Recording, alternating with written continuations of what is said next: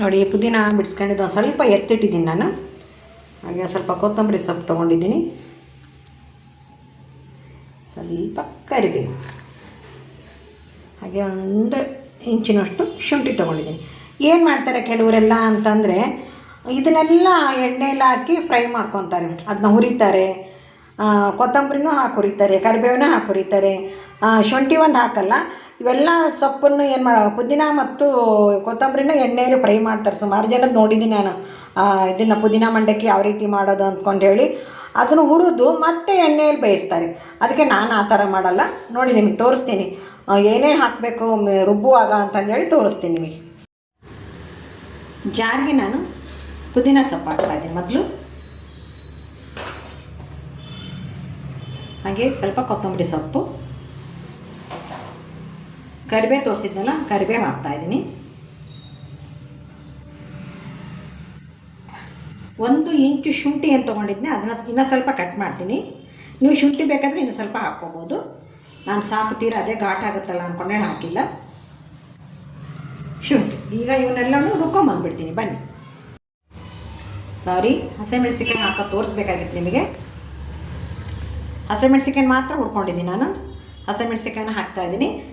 ಹಸಿಮೆಣ್ಸಿಕಾಯಿ, ಪುದೀನ, ಕೊತ್ತಂಬರಿ ಸೊಪ್ಪು, ಕರಿಬೇವು ಇವು 4 ಮಾತ್ರ ನಾನು ರುಬ್ಕೊಂಬಂದ್ಬಿಡ್ತೀನಿ.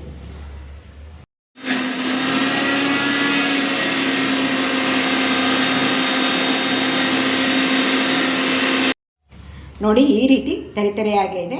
ಇದೇ ರೀತಿ ತರಿತರಿಯಾಗೇ ಇರಬೇಕು. ನಾನು ಹಸಿಮೆಣ್ಸಿಕಾಯಿನ 4 ಮಾತ್ರ ಹಾಕ್ಕೊಂಡಿದ್ದೀನಿ, ಯಾಕಂದರೆ ನಮ್ಮದು ಒಂದು ಸ್ವಲ್ಪ ಖಾರ ಇತ್ತು. ನೀವು ನೋಡಿ ನಿಮಗೆ ಎಷ್ಟು ಖಾರ ಬೇಕು ಅನಿಸುತ್ತೋ ಅಷ್ಟು ಖಾರನ ಹಾಕ್ಕೋಬೋದು. ಎಣ್ಣೆ ಕಾಯ್ಲಿಕ್ಕೆ ಇಟ್ಟಿದ್ದೀನಿ. ಈ ಥರ ಗೊಜ್ಜು ಮಾಡಿ ಇಟ್ಕೊಂಡು ನೀವು ಗೊಜ್ಜು ಅಂತ ಅಲ್ಲ, ಗೊಜ್ಜು ಅಂತಲೇ ಅಂದ್ಕೊಳ್ಳಿ. ನಿಮ್ಗೆ ಎಷ್ಟು ಬೇಕಷ್ಟ ಮಂಡಕ್ಕಿನ ಯಾವಾಗ ಬೇಕಾವಾಗ ಕಲಿಸ್ಕೋಬೋದು, ಯಾಕಂದರೆ ಖಾರ ಉಪ್ಪು ಎಲ್ಲ ಇರುತ್ತಲ್ವ.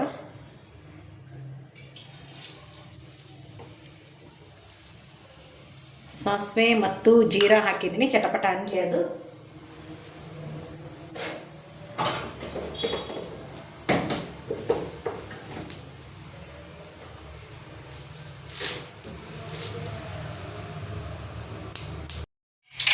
ನೋಡಿ ಈಗ ಸಾಸಿವೆ ಮತ್ತು ಜೀರಿಗೆ ಚಟಪಟ ಆಗ್ತಾ ಇದೆ. ಬೆಳ್ಳುಳ್ಳಿ ಹಾಕ್ತಾಯಿದ್ದೀನಿ ನಾನು, ಹಾಗೆ ಒಂದು ಸ್ವಲ್ಪ ಹುರಿಗಡಲೆ ಹಾಕ್ತಾಯಿದ್ದೀನಿ. ನಿಮ್ಗೆ ಶೇಂಗಾ ಬೇಕಾದ್ರೆ ಹಾಕ್ಕೊಬೋದು. ನಾನು ಯಾಕೆ ಶೇಂಗಾ ಬೇಡ ಅನ್ನಿಸ್ತು. 2 ದಿವಸದಿಂದ ನಿಮಗೆ ಶೇಂಗಾನೇ ತೋರಿಸಿದ್ದೀನಿ ಅವಲಕ್ಕಿ ಇದ್ರ ಬಗ್ಗೆ. ನೋಡಿ ಅದು ರುಬ್ಬಿರ್ತಿದ್ನಲ್ಲ ಅದನ್ನು ಈಗ ನೋಡಿ ನೀವು ಎಣ್ಣೆಗೆ ಚೆನ್ನಾಗಿ ಬಾಡಿಸ್ಕೊಂಬಿಡಿ. ಮೊದಲೇ ಎಣ್ಣೆಗೆ ಹಾಕಿ ಬಾಡಿಸ್ಕೊತಾರಲ್ಲ ಅದು ಇದು ಎಲ್ಲ ಅದು ಫ್ಲೇವರ್ ಹೋಗೇ ಬಿಡುತ್ತದು. ನೋಡಿ ಚೆನ್ನಾಗಿ ಇದೇ ರೀತಿ ಕೈ ಆಡ್ಕೊತ ಸ್ವಲ್ಪ ಅದು ಹಸಿ ವಾಸನೆ ಹೋಗಬೇಕು. ನೋಡಿ ಹಸಿ ವಾಸನೆ ಹೋಗೋ ತನಕನೂ ಈ ರೀತಿ ಕೈ ಆಡ್ಕೊತ ಇರಿ. ನೋಡಿ ಈಗ ಅದು ಹಸಿ ವಾಸನೆ ನಾ ಏನು ರುಬ್ಬಿದ್ದು ಹಾಕಿದ್ನಲ್ಲ ಬೇಯಲಿಕ್ಕೆ, ಅದು ಹಸಿ ವಾಸನೆ ಹೋಗೋ ತನಕ ನೀವು ಸ್ವಲ್ಪ ಕೈ ಆಡ್ತಾನೆ ಇರಿ. ಸ್ವಲ್ಪ ಅದು ಕೆಂಪು ಬರಬೇಕದು, ಸ್ವಲ್ಪ ಕಲರ್ ಚೇಂಜ್ ಆಗಬೇಕು. ಕೆಂಪಲ್ಲ, ಸ್ವಲ್ಪ ಕಲರ್ ಚೇಂಜ್ ಆಗಬೇಕು.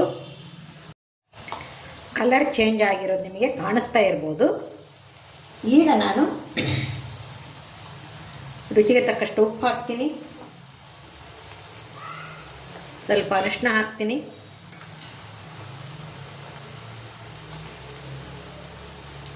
ಸ್ವಲ್ಪ ಗರಂ ಮಸಾಲ ಹಾಕ್ತೀನಿ, ಜೀರಿಗೆ ಮತ್ತು ಕೊತ್ತಂಬರಿ ಕಾಳು ಪೌಡ್ರ್ ಮಾಡಿರ್ತಿದ್ನಲ್ಲ ಅದೊಂದು ಸ್ವಲ್ಪ ಹಾಕ್ತೀನಿ. ನೋಡಿ ಎಲ್ಲವನ್ನ ಹಾಕಾದ್ಮೇಲೆ ಚೆನ್ನಾಗಿ ಕೈ ಹಾಕ್ಬಿಡ. ನೀವು ಯಾವುದೇ ಕಾರಣಕ್ಕೂ ರುಬ್ಬುವಾಗ ನೀರು ಬಳಸೋ ಹಾಗಿಲ್ಲ. ಅದೆಷ್ಟಾರ ತೆರಿ ಆಗಿರಲಿ ಪರವಾಗಿಲ್ಲ. ನೋಡಿ ಇದನ್ನೆಲ್ಲ ಹಾಕಿ ಮತ್ತೆ 5ರಿಂದ 10 ಸೆಕೆಂಡ್ ನೀವು ಕುದಿಸ್ಬೇಕಾಗುತ್ತೆ. ಓಕೆ, ಈಗ ಗೊಜ್ಜು ರೆಡಿ ಆಯಿತು. ನಾನೀಗ ಸ್ಟವ್ನ ಆಫ್ ಮಾಡಿಬಿಡ್ತೀನಿ. ಸ್ಟವ್ ಆಫ್ ಮಾಡಿ ಅದು ತಣ್ಣಗಾಗಲಿ. ಎಷ್ಟು ಚೆನ್ನಾಗಿ ಘಮ ಅಂತ ಪರಿಮಳ ಬರ್ತಾಯಿದೆ ಗೊತ್ತಾ? ಪುದೀನ, ಕೊತ್ತಂಬರಿ, ಕರಿಬೇವು, ಬೆಳ್ಳುಳ್ಳಿ ಸೂಪರ್ ಆಗಿದೆ. ನೋಡಿ ಈ ರೀತಿ ನಾನು ಮಂಡಕ್ಕಿನ ಒಂದು ದೊಡ್ಡ ತಟ್ಟೆ ಹಾಕ್ಕೊಂಡಿದ್ದೀನಿ. ಎಲ್ಲ ಕಸ ನೋಡ್ಕೊಳ್ಳಿ ಅದ್ರಾಗೆ. ಈಗ ಇದು ತಣ್ಣಗಾಗಿದೆ. ನಿಮ್ಗೆ ಎಷ್ಟು ಬೇಕೋ ಅಷ್ಟು ಸಾಕು. ತೀರಾ ನಾವು ಮಾಡಿಡ್ಕೊಂಡು ಡಬ್ಬದ ತುಂಬಿಡ್ಕೊಳೋದೇನು ಅವಶ್ಯಕತೆ ಇಲ್ಲ. ಈಗ ನೋಡಿ, ಇದಕ್ಕೆ ಸ್ವಲ್ಪ ಹುರಿಗಡ್ಲೆ ಹಿಟ್ಟನ್ನು ಈಗಲೇ ಸೇರಿಸ್ಬಿಡ್ತೀನಿ ನಾನು. ಹಾಗೆಯೇ ಇದಕ್ಕೆ ಸಕ್ಕರೆ ಪುಡಿನ ಹಾಕ್ತಾರೆ. ಈಗ ನೋಡಿ, ಕೆಲವ್ರ ಮನೇಲಿ ಶುಗರ್ ಇರೋರು ಇರ್ತಾರೆ, ಅದಕ್ಕೆ ನಾನು ಸಕ್ಕರೆ ಪುಡಿ ಹಾಕ್ತಾಯಿಲ್ಲ. ಮೊದಲಿಗೆ ಸ್ವಲ್ಪ ಈ ಥರ ಕಲಿಸ್ಕೊಳ್ಳಿ, ಮಧ್ಯದಲ್ಲೇ ಕಲಿಸ್ಕೊಂಬಿಡಿ. ಎಲ್ಲಕ್ಕೂ ಕೈ ಯೂಸ್ ಮಾಡಬೇಕಾಗುತ್ತೆ. 1 ನಿಮಿಷ ಬಂದೆ ನೋಡಿ, ಈ ರೀತಿ ಮಧ್ಯದಲ್ಲೇ ಕಲಿಸ್ಬೇಕಾಗುತ್ತೆ ನೀವು. ನೋಡಿ ಕಲರ್ ಯಾವ ರೀತಿ ಚೇಂಜ್ ಆಗಿದೆ ಅಂದ್ಕೊಂಡು. ನೀವು ಬೇಕಿದ್ರೆ ಇನ್ನೂ ಸ್ವಲ್ಪ ಅದೇನು ಗೊಜ್ಜು ಮಾಡಿರ್ತೀವಲ್ಲ ಅದನ್ನು ಹಾಕ್ಕೋಬೋದು. ಹಾಕೋದಕ್ಕಿಂತ ಮೊದಲು ನೀವು ಫಸ್ಟು ಚೆನ್ನಾಗಿ ಕಲಿಸ್ಕೊಳ್ಳಿ. ಕಲಿಸ್ಕೊಂಡಾದ್ಮೇಲೆ ನೀವು ಖಾರ, ಯಾಕಂದರೆ ಖಾರ ಇರುತ್ತಲ್ವ ಅದು, ಆಮೇಲೆ ನೀವು ಮಿಕ್ಸ್ ಮಾಡೋದು.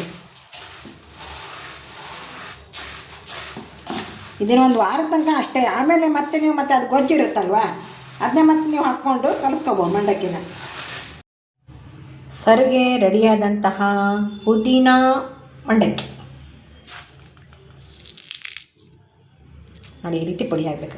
ಸ್ನೇಹಿತರೆ ನೋಡಿದ್ರಲ್ಲ, ತುಂಬ ಸುಲಭವಾಗಿ, ತುಂಬ ರುಚಿಕರವಾಗಿ, ಅಷ್ಟೇ ಸಂತೋಷವಾಗಿ ಮಾಡಿದ್ದೀನಿ. ನೀವು ಒಂದು ಸಲ ಟ್ರೈ ಮಾಡಿ ಅಂತ ಹೇಳ್ತಾ ಈ ವಿಡಿಯೋನ ಮುಗಿಸ್ತಾ ಇದ್ದೀನಿ. ಮುಗಿಸೋದಕ್ಕಿಂತ ಮೊದಲು ಯಾರೆಲ್ಲ ಸಬ್ಸ್ಕ್ರೈಬ್ ಆಗಿಲ್ಲ ಸಬ್ಸ್ಕ್ರೈಬ್ ಆಗಿ. ಹಾಗೆ ಲಾಂಗ್ ವಿಡಿಯೋ ನೋಡುವಾಗ ಹೈಪ್ ಮಾಡೋದನ್ನು ಮಾತ್ರ ಮರಿಬೇಡಿ. ಎಲ್ಲರಿಗೂ ನಮಸ್ಕಾರ, ಎಲ್ಲರಿಗೂ ಧನ್ಯವಾದಗಳು.